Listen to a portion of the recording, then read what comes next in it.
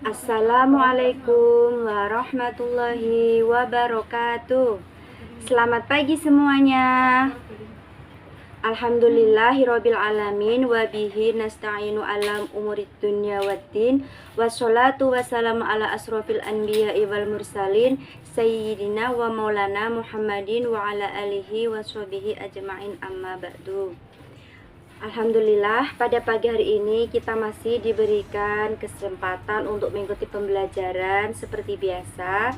Ibu berharap dengan seperti ini kalian dapat mengikuti pembelajaran dalam keadaan semangat dan bahagia. Oke, sebelum kita mulai pembelajaran pada pagi hari ini, kita berdoa terlebih dahulu ya. Berdoa mulai. Bismillahirrahmanirrahim.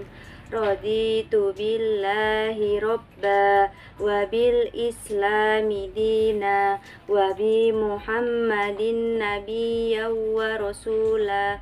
Rabbi zidni ilman warzuqni fahma, amin ya rabbal alamin.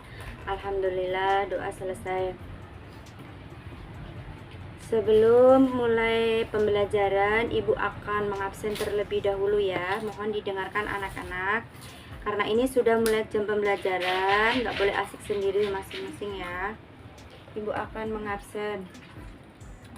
Hana Nur Fauziah ada, Muhammad Aji Asnal, Zulkarnain Usman, Milati Aska, Ismail Soleh, Zulfa Fariatun Nisa, Ali Arianto. Alhamdulillah, anak ibu hadir semua ya. Baik, pada pagi hari ini materinya yaitu bab 7. Malaikat selalu bersamaku ya, materinya ya. Yaitu peta konsepnya itu, pertama memahami makna beriman kepada malaikat, kedua nama-nama malaikat dan tugasnya, ketiga perilaku yang mencerminkan iman kepada malaikat. Di sini adakah yang tahu pengertian iman kepada malaikat? Ada yang bisa menjelaskan? Mungkin sepengetahuan anak-anak. Ada yang bisa menjelaskan sedikit mungkin sebelum ibu memulai pembelajaran? Iya, gimana Mbak Zulfa? Baik. Oh iya, ada lagi mungkin? Gimana Mas Aldi? Iya. Oke, ya. Iman secara bahasa artinya itu percaya atau yakin. Iman dari segi istilah artinya meyakini setulus hati yang mengakar kuat atau mengucapkan dengan lisan dan mengamalkan dengan seluruh anggota badan kita. Menurut Imam Quraisy Shihab, kata malaikat berasal dari bahasa Arab yaitu malaikah, yang merupakan bentuk jamak dari kata malak, yang terambil dari kata la'aka, yang berarti menyampaikan sesuatu. Jadi malak atau malaikat adalah makhluk yang menyampaikan sesuatu dari Allah Subhanahu wa Ta'ala. Menurut istilah, malaikat adalah makhluk gaib yang diciptakan oleh Allah Subhanahu wa Ta'ala dari cahaya sebagai utusan Allah Subhanahu wa Ta'ala yang taat, patuh, serta tidak pernah membangkang terhadap perintah-perintahnya. Nah, untuk hukum beriman kepada malaikat, ada yang tahu apa? Iya, benar sekali, yaitu hukumnya fardu ain. Ia merupakan salah satu rukun iman selain iman kepada Allah. Ada apa aja rukun iman itu? Iya. Terus apa lagi Mbak Zulfa? Iya, benar sekali, qada dan qadarnya ya. Allah Subhanahu wa Ta'ala berfirman di dalam surat Al-Baqarah. A'udzu billahi minasyaitonir rajim. Bismillahirrahmanirrahim. Amanar rasulu bima unzila ilaihi mir rabbih wal mu'minun kullun amana billahi wa malaikatihi wa kutubihi wa rusulihi la nufarriqu baina ahadin mir rusulihi wa qalu sami'na wa ata'na ghufranaka rabbana wa ilaikal masir, yang artinya Rasul Muhammad beriman kepada apa yang diturunkan kepadanya, Al-Quran dari Tuhannya. Demikian pula orang-orang yang beriman, semua beriman kepada Allah, malaikat-malaikatnya, kitab-kitabnya, dan rasul-rasulnya. Mereka berkata, kami tidak membeda-bedakan seorang pun dari Rasul-Rasulnya. Dan mereka berkata, kami dengar dan kami taat. Ampunilah kami ya Tuhan kami, dan kepadamu tempat kami kembali. Nah, itu di dalam firman Allah Subhanahu wa taala. Kalau di dalam hadis, yaitu diriwayatkan oleh Bukhari dan Muslim. Diriwayatkan dari Abu Hurairah radhiyallahu anhu bahwa pada suatu hari Rasulullah Shallallahu alaihi wasallam muncul di tengah orang banyak. Lalu beliau didatangi oleh seorang laki-laki. Orang itu berkata, "Wahai Rasulullah Shallallahu alaihi wasallam, apakah iman itu?" Beliau menjawab, iman adalah kamu harus percaya kepada Allah Subhanahu wa taala, malaikat-malaikatnya, kitab-kitabnya, pertemuan dengannya, rasul-rasulnya, dan hari kebangkitan di akhirat nanti. Hadis riwayat Bukhari dan Muslim, ya. Jadi sudah cukup jelas ya di dalam firman Allah dan juga hadis para sahabat yang diriwayatkan.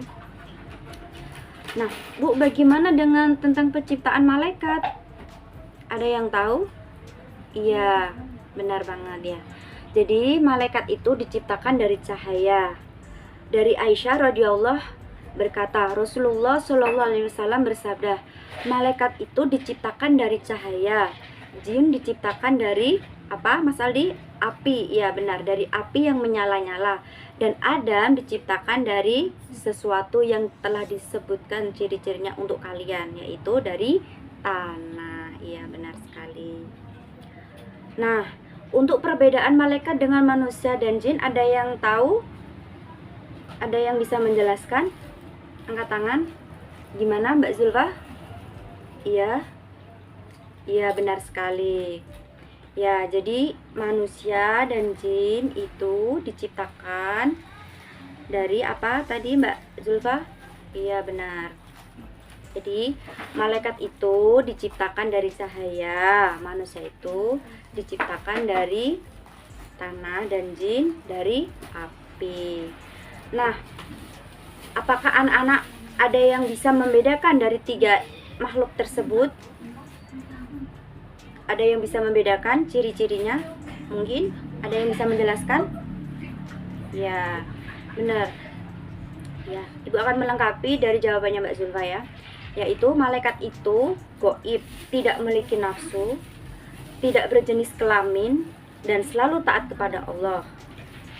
Sedangkan manusia itu memiliki nafsu, ada yang taat dan ada yang tidak taat, ada yang durhaka dan berjenis kelamin. Sedangkan jin atau setan atau iblis itu nyata, memiliki nafsu, selalu durhaka kepada Allah Subhanahu wa taala, berjenis kelamin. Nah, kalau manusia itu memiliki makan, minum, dan tidur. Kalau malaikat itu tidak makan, tidak minum, dan tidak tidur. Nah, malaikat itu memiliki akal pikiran yang bersifat statis. Jadi, malaikat itu sesuai yang diciptakan oleh Allah. Jadi, sesuai dengan tugasnya dan sesuai yang diinginkan oleh Allah. Beda halnya dengan manusia ya. Manusia itu memiliki akal pikiran yang bersifat dinamis, sedangkan setan itu memiliki akal pikiran. Gimana Mbak Zulfa? Iya, baik. Mbak Zulfa bertanya, pernah dengar bahwa jin itu ada yang Islam dan ada yang kafir ya? Iya, benar. Yang Islam itu mungkin jin itu masuk Islam, bisa jadi ya. Ya, ada Islam, ada kafir, emang benar ada Mbak. Ya, itulah salah satu ciri-ciri perbedaan malaikat, manusia, dan jin ya. Jadi anak-anak sudah tahu kan perbedaan malaikat, jin, dan juga manusia. Baik, ada yang perlu ditanyakan dari materi tersebut? Ada? Gimana Mbak Zulfa? Iya, benar. Iya, betul banget. Baik. Jika tentang pengertian kalian sudah jelas, Ibu akan menjelaskan tentang tugas-tugas malaikat. Nah, malaikat itu ada berapa? Ada yang tahu? Iya, hanya Allah yang tahu ya. Jadi, malaikat itu ada banyak. Allah itu menciptakan malaikat itu banyak. Tapi yang kita pahami, yaitu cuman ada 10 ya. Nah, di dalam buku ini dijelaskan malaikat itu ada banyak, tapi hanya Allah yang tahu, hanya Allah dan Rasulnya yang tahu. Yang dipelajari di sini itu berjumlah 10 ya. Jadi malaikat itu ada 10 dan tugasnya Ibu akan menjelaskan. Pertama, Jibril itu menyampaikan wahyu. Kedua yaitu Mikael menyampaikan rezeki. Ketiga itu Israel meniup sangkakala ketika di hari kiamat nanti ya. Keempat itu Israel mencabut nyawa, yang orang yang mau mati itu yang mencabut itu tugasnya malaikat Israel. Yang kelima itu Munkar, yaitu menanyakan di dalam kubur. Nah, Munkar ini ada temannya yaitu Nakir. Munkar dan Nakir, yaitu menanyakan ketika di dalam kubur seseorang yang baru meninggal. Jadi ketika ada seseorang yang baru meninggal, itu malaikat Munkar dan Nakir sudah ada di sana untuk menanyakan di dalam kubur. Nah, selanjutnya yaitu yang ketujuh yaitu Raqib. Tugasnya malaikat Raqib itu mencatat amal baik kita. Yang kedelapan itu Atid, yaitu mencatat amal buruk kita. Jadi malaikat Raqib dan Atid itu ada di sebelah mana? Ya, amal baik itu sebelah kanan, amal buruk itu sebelah kiri. Jadi dimanapun kalian berada, yaitu ada mengikuti malaikat Raqib dan Atid ya, maaf. Jadi malaikat Raqib dan Atid. Yang kesembilan itu Malik itu menjaga pintu neraka ya. Tugasnya Malik itu menjaga pintu neraka. Ya, Ridwan itu selalu tersenyum karena tempatnya aja sudah jelas ya, yaitu di pintu surga. Ya, itulah 10 malaikat dan juga tugas-tugasnya. Ada yang masih ingat tadi apa Ibu jelaskan? Coba Mas Adi bisa disebutkan dari 1 sampai 10 malaikat tugasnya tadi apa? Ya, benar. Ada yang mau nambahin dari jawabannya Mas Aldi? Gimana Mbak Zulfa? Iya, benar sekali ya. Jadi udah hafal ya? Atau masih keliru-keliru? Gak apa-apa. Nanti kalau yang masih keliru-keliru nanti bisa buka ya. Tapi alangkah baiknya kita hafal dari 10 malaikat ini, dari tugas-tugasnya juga ya. Jadi ketika nanti ada ulangan, kalian ketika hafal jadi mudah untuk menjawab pertanyaan. Jika nggak hafal gimana Bu? Ya dihafal biar kalian tahu tugas-tugasnya masing-masing tersebut ya. Yuk kita ulangi. Malaikat Jibril tugasnya apa? Menyampaikan wahyu. Malaikat Mikael menyampaikan rezeki. Israel meniup sangkakala. Israel mencabut nyawa. Munkar menanyakan di dalam kubur, yaitu Munkar dan Nakir ya. Itu tempatnya di kubur ya, menanyakan. Kalau Raqib dan Atid itu mencatat amal baik dan buruk. Malik dan Ridwan itu menjaga pintu neraka dan surga ya. Jadi sudah tahu ya anak-anak ya. Baik, karena Ibu sudah menjelaskan tentang tugas-tugas tersebut, di sini adakah yang bisa menjelaskan hikmah dari kita mempelajari tugas-tugasnya malaikat dan juga pengertiannya? Ada yang bisa menjelaskan tentang hikmahnya apa? Satu-satu. Gimana Mbak Zulfa? Iya. Mungkin ada yang lain? Mas Aji Asnal? Iya, benar. Satu lagi. Oh iya, Mas Aldi, baik. Nah, itulah salah satunya hikmah. Teman-teman kita sudah berusaha menjawab. Ibu akan menambahinya, yaitu menambah keimanan kita dan ketakwaan kepada Allah Subhanahu wa Ta'ala, yaitu senantiasa berhati-hati dalam melakukan setiap ucapan, perbuatan, dan juga melakukan sesuatu. Apa yang kita lakukan ini itu selalu diawasi oleh malaikatnya ya. Iya, walaupun tidak ada yang dilihat manusia, misal kalian nih di kamar gitu lagi melakukan sesuatu, tapi di kamar itu sendiri cuman kalian, tapi malaikat tahu, Allah pun akan melihat. Walaupun di luar sana tidak ada yang melihat, tapi malaikat mencatat perbuatan kalian gitu loh. Nah, yang ketiga itu menambah kesadaran terhadap alam wujud yang tidak terjangkau oleh panca indera kita. Jadi malaikat itu tercipta dari cahaya ya. Hanya yang bisa melihat itu orang tertentu, yaitu Rasul dan Nabi. Mungkin ada ya cerita ataupun kisah yang bisa melihat malaikat, itu hanya orang tertentu ya, wali itu tertentu ya. itu yang bisa melihat malaikat. Nah, Ibu akan memberikan tugas kepada kalian. Gimana Mbak Zulfa? Iya, baik ya. Ya, kalau kalian sudah paham semuanya, Ibu akan memberikan tugas. Nah, tugas itu Ibu minta kalian mencarikan kisah-kisah para malaikat. Ya. Ya, di buku. Ya, di buku bisa di hadis atau di buku cerita kisah. Nah, tugas itu satu anak mencari tentang kisah-kisah malaikat. Lah, nanti kalau sudah dicari itu nanti tugasnya dikumpulkan ya. Itu buat PR di rumah kalian ya.